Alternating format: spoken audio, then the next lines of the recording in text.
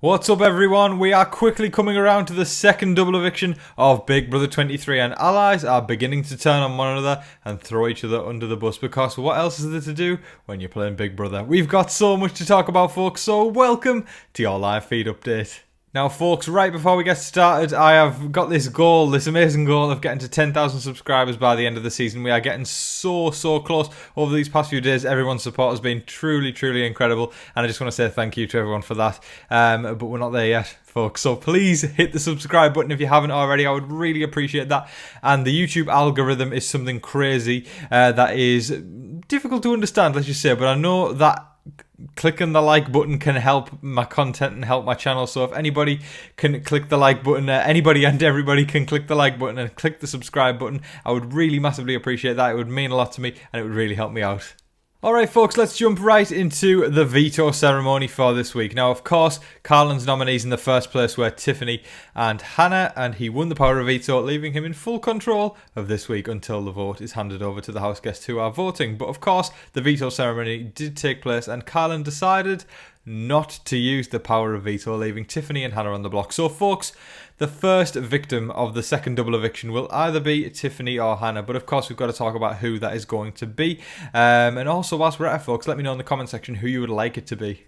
Now from talk of what happened after the veto ceremony, we kind of got a hint of what Tiffany's speech seemed to be like, and what I really love is because there's so many veto speeches that people give in modern day Big Brother where it's kind of like, you know, I really hope I can benefit your game. Please keep me around if you think that's the right thing to do. Yada, yada, yada.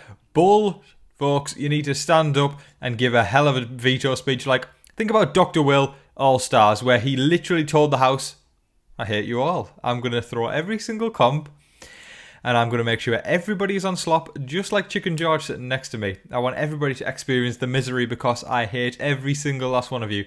And then what happened? Dr. Will stayed on a unanimous vote. Blow up the house, folks, and that sounds like Tiffany has kind of done that. Not to that extent, but she has basically told Kyland in the veto speech, I know that I'm your target, but if I stay, I'm coming after you, Kyland. And she said that in front of the whole house, or it seems like that case anyway. And it could work in her favour because the people around her could go, Tiffany's going to be targeting Kyland, not me, so let's keep Tiffany around. But it's going to be an uphill battle for Tiffany, so let's actually talk about all the other game talk that's been happening, and Tiffany throwing an ally, a very close ally, under the bus. Okay folks, so we could have an interesting kind of thing that happens this week with the double eviction, because there's been talk, this is just a rumour at this point folks, but I'd love to hear everybody's thoughts on if they would like this to happen. So whilst we're not getting necessarily a jury battle back, we could see a, how we say, reset or a revival. What could happen this week? So there's talks of, I think the house guests did talk about a reset at one point. I don't know if production have let on something to them or anything like that. It was very brief, very vague. But Big Brother Canada this season, just in this year, this season gone, they did something really interesting where it was a double eviction night. 2 house guests got evicted, and straight away as they left the house they were told, shh, you're still in the game. They had to head to compete in a comp. It was a head-to-head comp, and the one person who would win would head back into the house, and they would still have their place in the game, and then the other person would head to the jury house. So this will be really interesting because, let's be honest guys, Tiffany's probably going to be the first victim of this double eviction. So it's likely going to be, if this revival thing is going to happen, Tiffany will be facing off against whoever leaves the house next, and this could really shake up the game because, I mean, imagine if, let's say, for instance, okay, we've been talking about how Tiffany and Xavier are kind of the top dogs and they're button heads, and it's going to be whoever really stays between those two is probably going to win the game.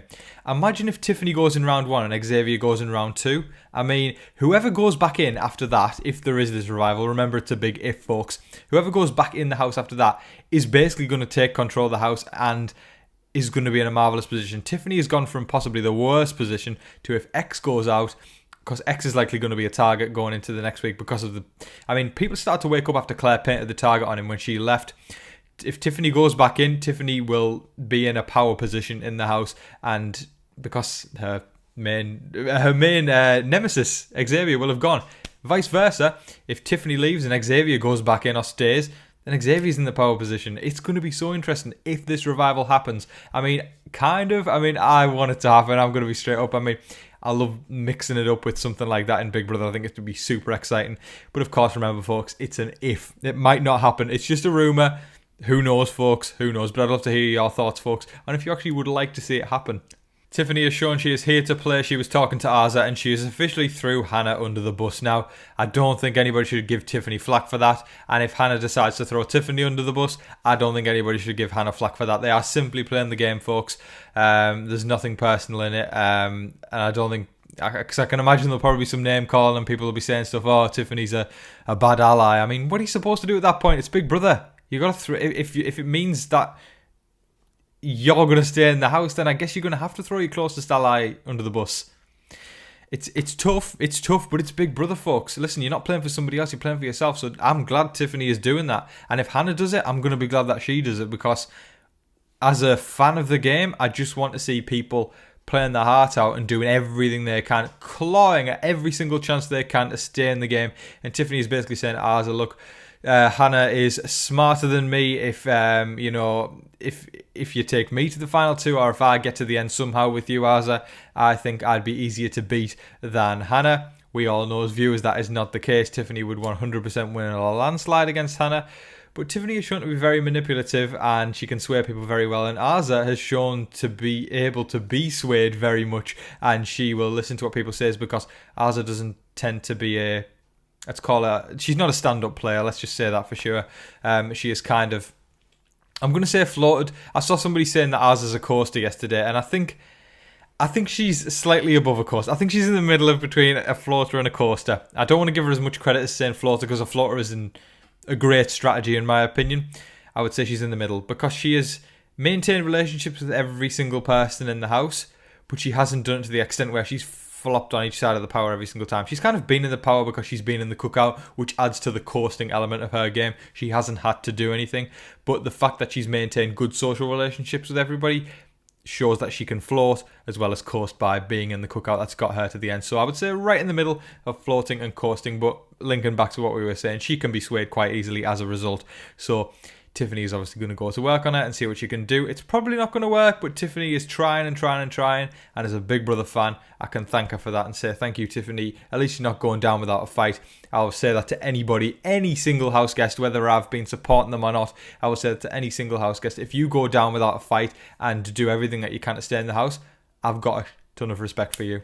Xavier, Big D and Kyland were talking, and they were kind of saying they didn't want to send the first member of the cookout to jury feeling mad or angry on a blind side, so they're probably going to let Tiffany in on the fact that she doesn't have the votes. Big D said he's going to probably tell her that he's promised Hannah his vote, so he can't really do much else than that. I mean, listen, it's going to be a push to get Arza's vote as it is, and already Big D's promised Hannah the vote, and Xavier wants Tiffany out. It's almost a...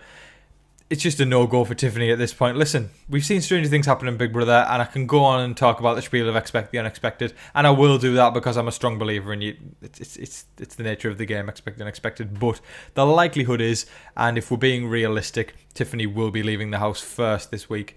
Now remember, folks, that revival thing may or may not happen, so we could see her back in the house, but we might not. I don't want to get anyone's hopes up, but it's a rumour that's going around about a potential reset or something along those lines. Who knows? I mean, I think everybody's kind of talking about it because of the fact that it's a 2-hour double eviction.